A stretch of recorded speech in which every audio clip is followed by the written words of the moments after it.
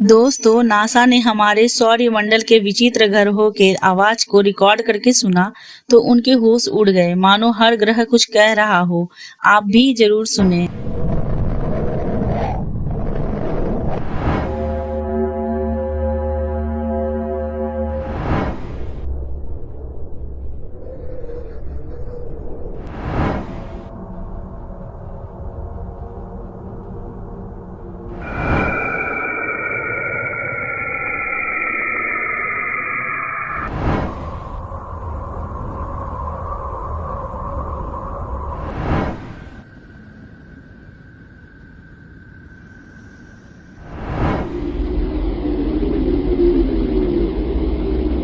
एक तो लाइक और शेयर ठोक दीजिए, महाकाल का दबा के लाइक और शेयर ठोक लीजिए।